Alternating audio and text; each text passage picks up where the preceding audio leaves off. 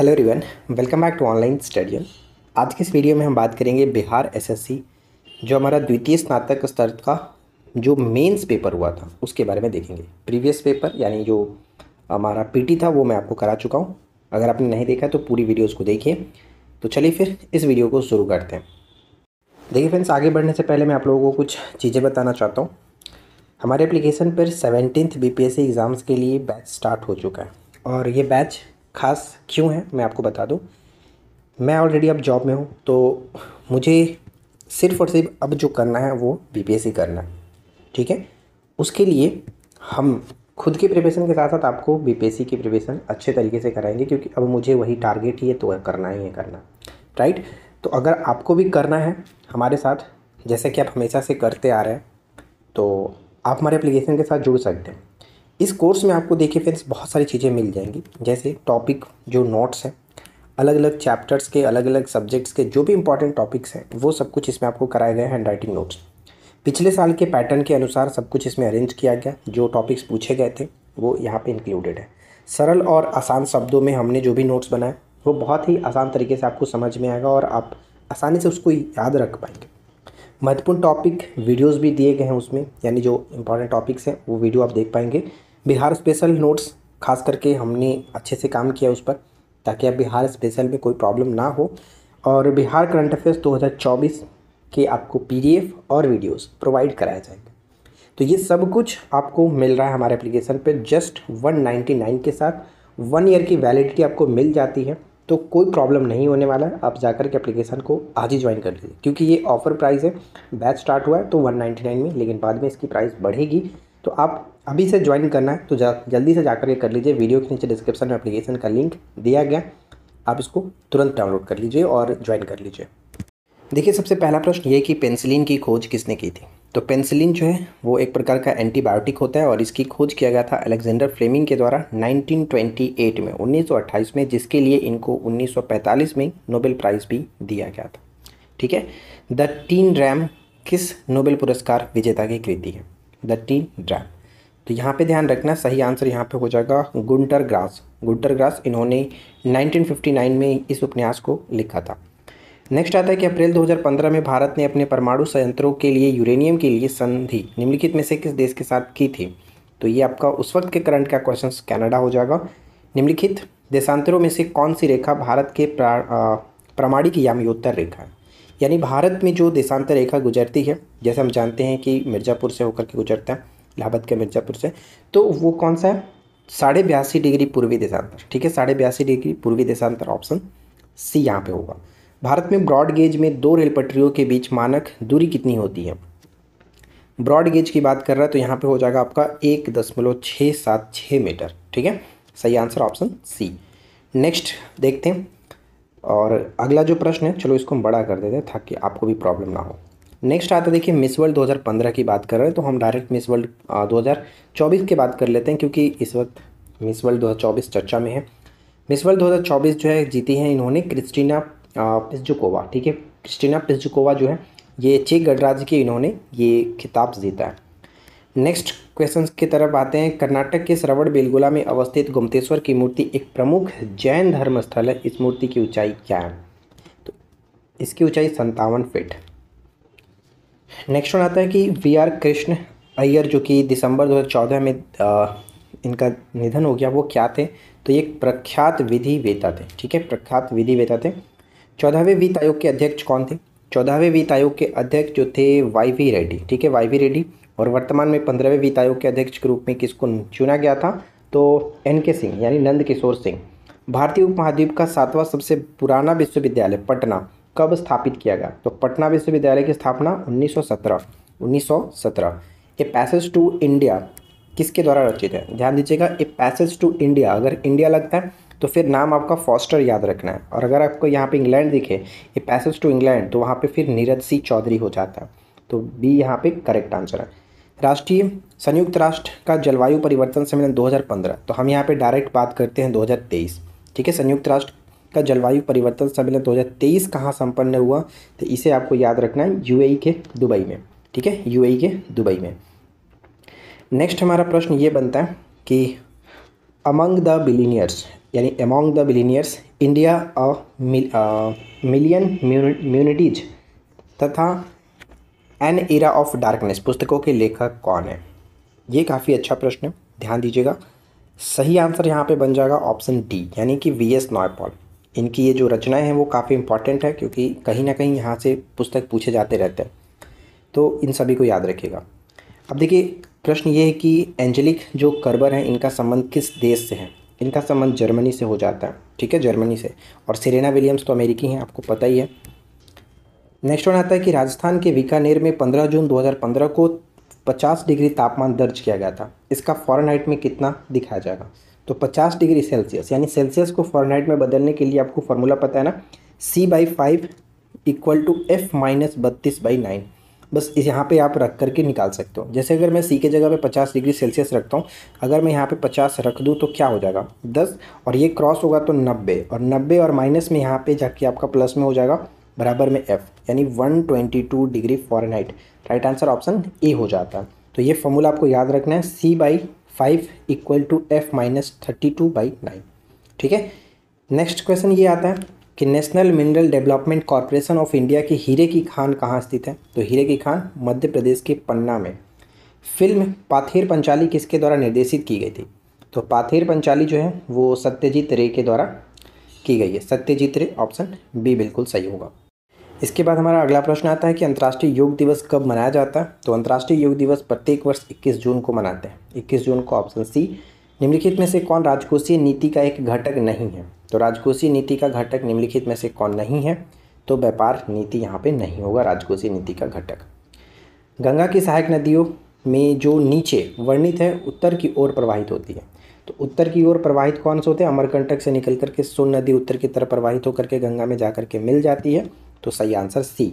35वें राष्ट्रीय खेल जिसका प्रतीक चिन्ह ग्रेट हॉर्नबिल था, कहाँ आयोजित किया गया था? तो ग्रेट हॉर्नबिल 35वें राष्ट्रीय खेल का आयोजन केरल के अंतर्गत हुआ। ऑप्शन ए हो जाता है करेक्ट आंसर। नेक्स्ट है कि निम्नलिखित में से गलत युग्म को चिन्हित करें। गलत युग्म को चिन्हित करें। देखिए, यहाँ पे अगर हम देखें तो मैडम क्यूरी का संबंध डायनामाइट से नहीं होगा, ठीक है, डायनामाइट बिल्कुल गलत है। मैडम क्यूरी का संबंध हो जाता है रेडियम से, आप रख सकते हो। यहाँ पे करेक्ट आंसर फिलहाल ऑप्शन ए होगा, लेकिन बाकी में कोई दिक्कत नहीं है, ऑप्शन सभी के सभी सही है। ऑप्शन ए गलत है यहाँ पे, ठीक है। आगे बढ़ते हैं। नेक्स्ट आता है कि निम्नलिखित में से सूर्योदय सबसे पहले कहाँ होगा? तो सूर्योदय सबसे पहले हम जानते हैं कि निप्पन के नाम से किसको जानता है? जापान को। वहाँ पे सूर्योदय सबसे पहले हो जाता है, तो टोक्यो बिल्कुल सही आंसर होगा, ऑप्शन डी टोक्यो। मशहूर पेंटिंग हंस दमयंती के चित्रकार कौन है? तो हंस दमयंती जो लिखा गया, यानी सॉरी लिखा नहीं, चित्रित किया गया, वो राजा रवि वर्मा के द्वारा, Raja Ravi Varma, option B. Next आता है हमारा कि कौन सी पुस्तक फणीश्वर नाथ रेणु, ये इनकी काफ़ी इंपॉर्टेंट रचना है, फणीश्वर नाथ रेणु के द्वारा रचित है। तो मैला आंचल, ठीक है, कई बार क्वेश्चन पूछा गया कि मैला आंचल के लेखक कौन है? तो फणीश्वर नाथ रेणु, ठीक है। अनुवांशिकी के जनक किसको माना जाता है? अनुवांशिकी के जनक के रूप में किसको जानते हैं? तो ग्रेगर मेंडल, ठीक है, ग्रेगर मेंडल, ऑप्शन डी। अगला देखिए यहाँ पे क्या है, कह रहा है कि आपको मिलान करना है, ठीक है। तो न्यूक्लियर रिएक्टरों के रूप में हमें देखना है कौन कहाँ पे मैच कर रहा है। तो कैगा जो है वो कर्नाटक के अंतर्गत, फर्स्ट का 2, तो फर्स्ट का 2 यहाँ पर भी है, और ऑप्शन डी में भी देखने को मिल रहा है, ठीक है। और बी भी मिल रहा है 4 के साथ, यानी तमिलनाडु में कुंडनकुलम, ये भी सही है। अब बात करते हैं हम लोग जैसे बाकी के, जैसे गुजरात में काकरापारा गुजरात में है, तो डी का 3, तो डी का 3 यहाँ पे मिल रहा है ना, तो करेक्ट आंसर क्या हो जाएगा हमारा? ऑप्शन ए होगा सही आंसर, ठीक है। इसको याद रखिएगा, उत्तर प्रदेश में नरौरा। अगला है कि राज्यसभा के संदर्भ में निम्नलिखित में से कौन सा कथन सही नहीं है? राज्यसभा के संदर्भ में कौन सा कथन सही नहीं है? तो यहाँ पे अगर हम सभी को देखेंगे तो ये एक स्थायी सदन है, इसे भंग नहीं किया जा सकता। इसके 1/3 सदस्य प्रत्येक 2 वर्ष पर रिटायर होते हैं। राज्यसभा का गठन 1958, ये गलत है, क्योंकि इसका गठन जो हुआ था 3 अप्रैल 1952 को किया गया था, तो ये पॉइंट हमारा गलत बन जाता है। और राज्यसभा के 12 सदस्य राष्ट्रपति के द्वारा मनोनीत किए जाते हैं, ये तो बिल्कुल सही है। इसके बाद नेक्स्ट वन आता है कि निम्नलिखित मतलब बीमारियों और उनके जांच का सही जो क्रम दिया गया, मिलान किया गया, वो कौन कौन सा होगा? तो चलिए हम यहाँ पे देखते हैं कौन सा सही हमें मिल रहा है।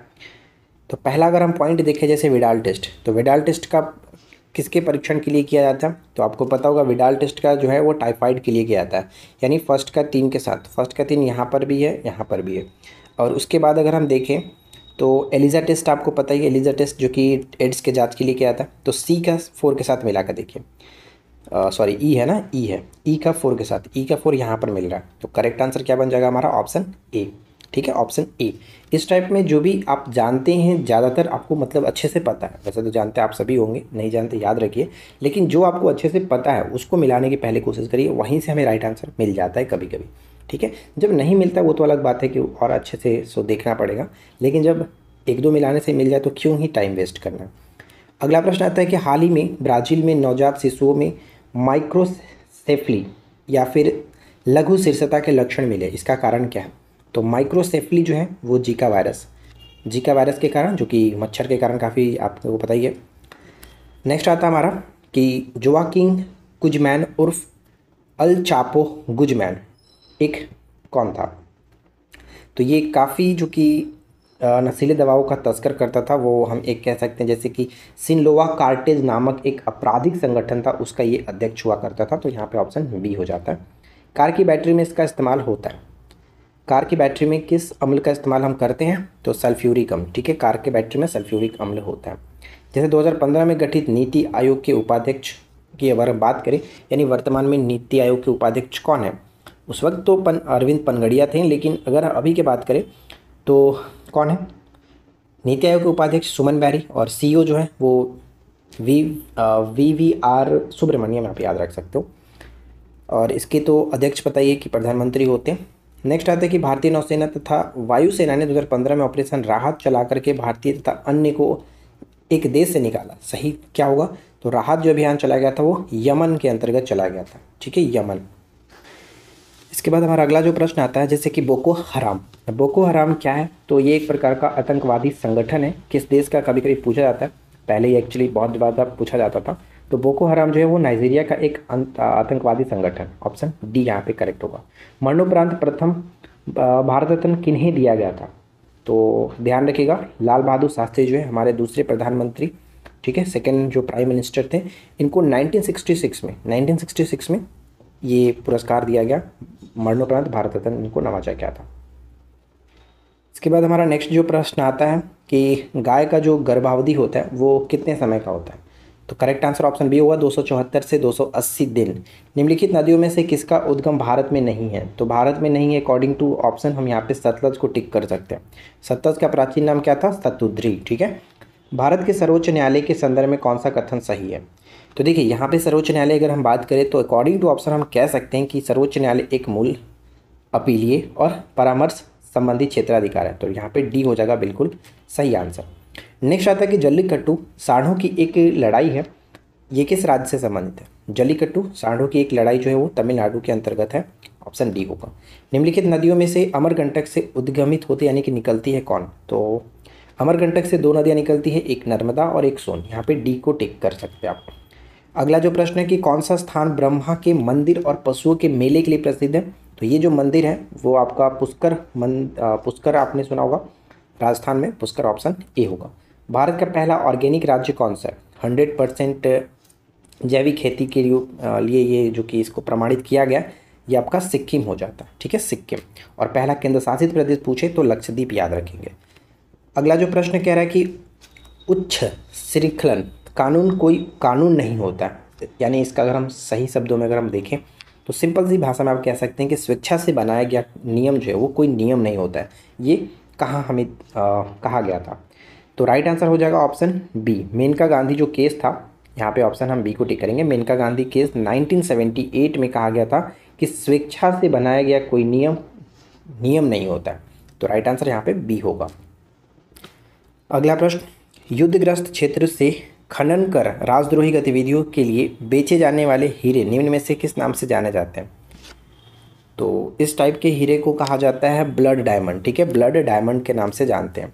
बोहरा कमेटी रिपोर्ट जो कि राजनीतिक के अपराधीकरण की थी, बोहरा कमेटी के द्वारा दी गई। इसके अध्यक्ष श्री एन बोहरा अभी राज्यपाल हैं, यानी उस वक्त की बात कर रहे हैं तो ये जम्मू कश्मीर के राज्यपाल के अंतर्गत थे।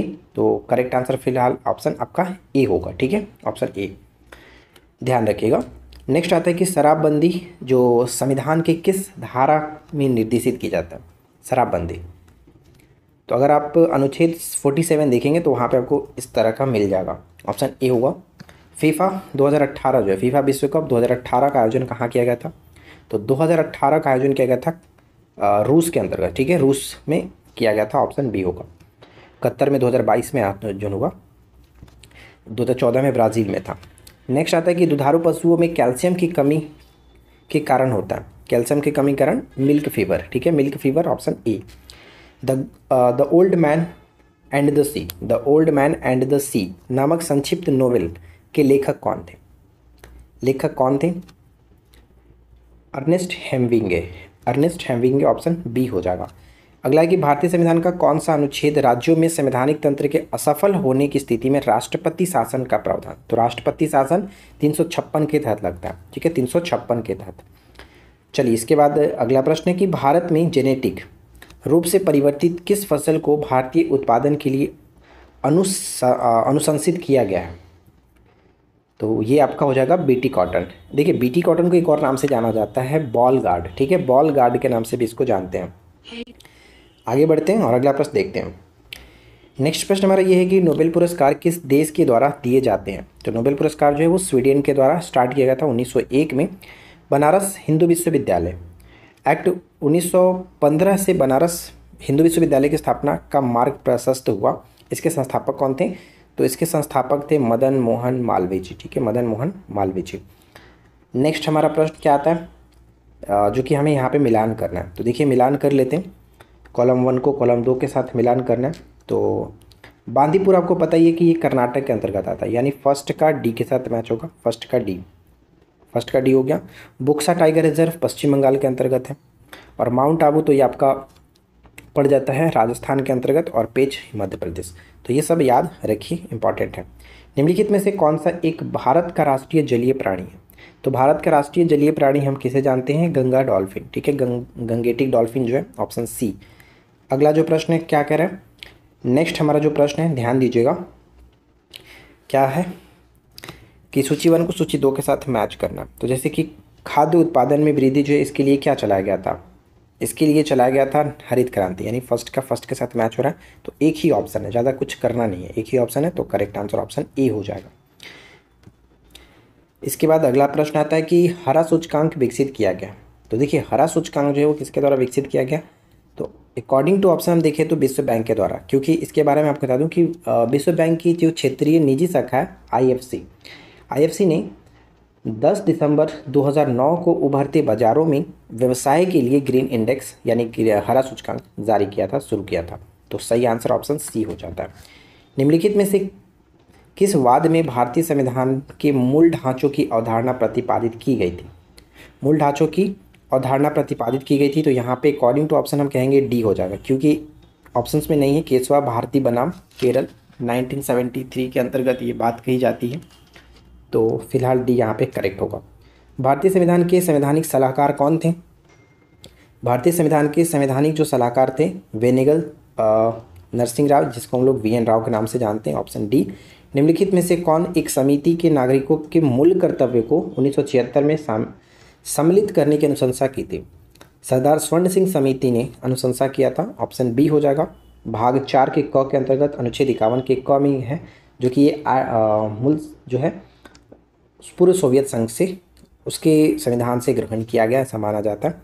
अगला है कि सर्वोच्च न्यायालय का न्यायाधीश अपना पद त्याग कर सकता है पत्र लिखकर, तो वो किसको कर सकते हैं? तो राइट आंसर हो जाएगा ऑप्शन बी, राष्ट्रपति को, ठीक है, राष्ट्रपति को। इसके बाद नेक्स्ट वन आता है कि निर्वाचन आयुक्त को पद से हटाया जा सकता है। निर्वाचन आयुक्त को पद से हटाया जा सकता है, अकॉर्डिंग टू ऑप्शन नहीं दिया गया। 2 कंडीशन है। कंडीशन पहला ये है कि महाभियोग के द्वारा हटाया जा सकता है या फिर राष्ट्रपति के द्वारा हटाया जा सकता है। तो यहाँ पे कोई ऑप्शन नहीं है, इसलिए हम यहाँ पे डी को टिक करेंगे।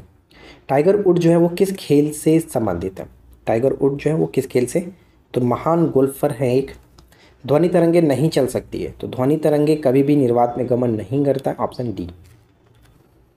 देखिए इसके बाद नेक्स्ट हमारा जो प्रश्न है वो क्या कह रहा है कि सूची 1 को सूची 2 के साथ मैच करना। तो हार्मोन दिए गए हैं और साथ ही साथ इसमें कुछ इसके जहाँ से ये मिलता है निकलता है वो कुछ दिया गया। तो चलिए देखते हैं कौन किसके साथ सही तरीके से मैच होगा। सबसे पहला एड्रेनलिन। तो एड्रेनलिन जो है वो स्रावित होता है गुस्से डर के रूप में देखते हैं हम लोग कि जब ऐसा महसूस होता है तो एड्रेनलिन का स्रावण होता है। तो फर्स्ट का फर्स्ट कहाँ पे मिल रहा है, 2 ऑप्शंस में, यानी बी का 3 भी 2 ऑप्शंस में मिल गया। तो बी का 3 तो यानी कि एस्ट्रोजन जो है एक प्रकार का महिला हार्मोन है, ठीक है, मादा हार्मोन है, ये क्लियर है। अब बात करते हैं इंसुलिन और हार्मोन्स। तो इंसुलिन जो है वो हम यहाँ पे कह सकते हैं, इंसुलिन एक प्रकार का जैसे ग्लूकोज के रूप में भी हम मान सकते हैं। इंसुलिन क्या है, एक प्रकार का जैसे कि यहाँ कहाँ से स्रावित होता है, बीटा कोशिका से स्रावित होता है। और फेरोमोन्स के रूप में अगर हम देखें तो साथी आकर्षित करना गंध ग्रहण शक्ति के माध्यम से। तो कुछ इस तरह से यहाँ पे दिया गया। तो अकॉर्डिंग टू ऑप्शन तो फिलहाल सही आपका हो जाएगा ऑप्शन सी, ठीक है, ऑप्शन सी हमारा करेक्ट आंसर बनेगा। तो इसको आप थोड़ा सा मैच करेंगे, ठीक है। चलिए नेक्स्ट आता है कि एक कार्बन क्रेडिट समतुल्य है, एक कार्बन क्रेडिट समतुल्य है 1000 gram carbon dioxide, 1000 gram carbon dioxide. निम्नलिखित में से कौन सा तत्व सोलर सेल में उपयोग किया जाता है। सोलर पैनल जो होता है उसमें सिलिकॉन लगा होता है, सिलिकॉन, ठीक है, सिलिकॉन। इलेक्ट्रिक बल्ब के फिलामेंट किसका बना होता है, इलेक्ट्रिक बल्ब का फिलामेंट जो है वो टंगस्टन का बना होता है, टंगस्टन। मिनीमता जो है रोग होता है वो किसके द्वारा, तो पारा युक्त जल के कारण, पारा, ठीक है, पारद, ऑप्शन सी। नेक्स्ट आता है कि यदि राष्ट्रपति एवं उपराष्ट्रपति अक्षम अथवा उनकी मृत्यु कार्यकाल में ही हो जाती है तो कार्यकारी राष्ट्रपति कौन होंगे। तो सर्वोच्च न्यायालय के मुख्य न्यायाधीश होते हैं, सर्वोच्च न्यायालय के मुख्य न्यायाधीश। भारत में प्रथम न्यूक्लियर विस्फोट 1974 में कहाँ किया गया था। तो सबसे पहला ये किया गया था पोखरण में, ठीक है, पोखरण, ऑप्शन बी हो जाता है। इसके बाद अगला देखिए क्या है कि अम्ल वर्षा किनके द्वारा होने वाला एक पर्यावरण प्रदूषण के कारण होता है। तो अम्ल वर्षा एसिड जो रेन होता है वो सल्फर डाइऑक्साइड और नाइट्रोजन ऑक्साइड होता है। नाइट्रस ऑक्साइड ये गलत होगा, ऐसे एक्चुअली नहीं होता है, नाइट्रोजन ऑक्साइड होता है, जैसे कि SO2 और यहाँ पे NO2 आता है। एक्चुअली NOx होता है क्योंकि यहाँ पे जो ऑक्सीजन दिया जा रहा है नाइट्रोजन के साथ उसका कोई फिक्स नहीं होता, लेकिन माना जाता है कि NO2 ही होता है, ठीक है, NO2, SO2 एंड NO2, ठीक है, सल्फर डाइऑक्साइड और नाइट्रोजन डाइऑक्साइड। N2O जो होता है वो नाइट्रस ऑक्साइड हो जाता है, लाफिंग गैस के रूप में हम इस्तेमाल करते हैं, जिसको हम जानते हैं। निम्नलिखित में से जैविक खाद के रूप में प्रयुक्त किया जाता है, जैविक खाद के रूप में प्रयुक्त किया जाता है एजोला, एजोला। गन पाउडर जो कि मिश्रण है किससे, तो गन पाउडर यहाँ पे चारकोल, सल्फर और पोटेशियम नाइट्रेट, सी बिल्कुल सही होगा। हाल ही में आर्सेनिक औषधि का किसके उपचार के लिए मुख्यतः उपयोग किया गया है। राइट आंसर ऑप्शन सी यानी कैंसर। लोहा का शुद्धतम रूप कौन सा है, लोहा का सबसे शुद्धतम रूप पिटवा लोहा को माना जाता है, पिटवा लोहा। साबुन किसका सोडियम सॉल्ट है, साबुन जो है किसका सोडियम सॉल्ट है, तो स्टीरिक अम्ल का, स्टीरिक अम्ल का। निम्न प्रदूषकों में से कौन जैव विघटित है, जैव विघटित है। तो जैव विघटित यहाँ पे हमारा ऑप्शन बी हो जाएगा, वाहित अम्ल, ठीक है, वाहित मल होगा। वाहित मल एक्चुअली जो कि सीवेज जिसको हम कह सकते हैं, मल जल जैव निम्नीकरण प्रदूषण के रूप में इसको माना जाता है, वाहित जल, वाहित मल। पीतल एक मिश्र धातु है जिसके अवयव कौन से, पीतल एक मिश्र धातु है जिसके अवयव यानी तांबा और जस्ता, ठीक है, तांबा और जस्ता। कौन सी एक गैस इनर्ट गैस नहीं है, इनर्ट गैस यानी जो 18वें वर्ग में जितने भी मौजूद हैं 72 सेल में जिनके इलेक्ट्रॉनों की संख्या शून्य होती है, कोई भी मतलब पूरी तरह से इनका जो कोष होता है वो भरा रहता है, इनको इनर्ट गैस और साथ ही साथ उत्कृष्ट गैस, नोबेल गैस के रूप में भी जाना जाता है। तो फ्रियॉन यहाँ पे हो जाएगा, ये इसके अंतर्गत नहीं आएगा, ऑप्शन सी। नेक्स्ट आता है कि क्लोरोफिल और हीमोग्लोबिन में क्रमशः युक्त है। तो क्लोरोफिल में मैग्नीशियम होता है, हीमोग्लोबिन में लोहा होता है। तो सही आंसर ऑप्शन हमारा सी बन जाएगा। अंतर्राष्ट्रीय इकाई पद्धति के अनुसार रेडियो एक्टिविटी की इकाई क्या है। तो ध्यान दीजिएगा, रेडियो एक्टिविटी की जो यूनिट होता है वो क्यूरी होगा, क्यूरी, ऑप्शन बी। गहरा जामुनी यौगिक पदार्थ जो एंटीसेप्टिक और डिसइंफेक्टेड की तरह प्रयोग में लाया जाता है वो कौन सा। तो पोटेशियम पर मैग्नेट, पोटेशियम पर मैग्नेट। वनस्पति तेल से वनस्पति घी बनाने हेतु किस गैस का उपयोग किया जाता है। तो हाइड्रोजन गैस का, और ये प्रक्रिया हाइड्रोजनीकरण कहलाती है। कोला पेय में कौन सी औषधि पाई जाती है। तो कोका कोला जो है वो आपका कैफीन, यहाँ पे कह सकते हैं कैफीन, ठीक है, कैफीन। इसके बाद देखिए यहाँ पे जो मैच किया गया इसको थोड़ा सा आप अच्छे से मैच करेंगे तो क्लियर हो जाएगा। एक तरफ विशेषताएं हैं और एक तरफ जानवर है। जैसे कि कह रहा है, पहला पॉइंट आप मैच करके देखिए, पर रहित कीड़ा। पर रहित कीड़ा जैसे सिल्वर फिश, फर्स्ट का 2 के साथ तो एक ही ऑप्शन है, यहाँ पे करेक्ट आंसर हो जाएगा ऑप्शन बी। उसी तरह से उड़ान रहित पक्षी वो आपका कीवी हो जाता है। उसी तरह से अंग रहित रेंगने वाला वो है सांप, और अंग रहित पशु जो है वो आपका मछली। ठीक है, इस तरह से मैच करेगा। भू स्थिर उपग्रह किस दिशा में घूमते हैं? भू स्थिर उपग्रह जो है वो किस दिशा में घूमते हैं? तो ये घूमते हैं आपका हो जाएगा पश्चिम से पूरब की ओर, पश्चिम से पूरब की ओर। तो देखिए फ्रेंड्स, आज की इस वीडियो में जितने भी जीके जीएस के क्वेश्चंस थे वो मैंने आपको कवर करा दिए, 88 क्वेश्चंस यहाँ पे टोटल। तो आई होप कि ये वीडियो आपके लिए हेल्पफुल रही होगी। वीडियो पसंद आया हो लाइक एंड शेयर करिएगा। चैनल पे पहली बार है सब्सक्राइब करके नोटिफिकेशन बेल आइकन को ऑल पे सेट कर लीजिए। हम मिलते हैं आपके साथ इसी प्रकार के नेक्स्ट वीडियो में नए टॉपिक के साथ। Thanks for watching, keep keep learning, have a good day.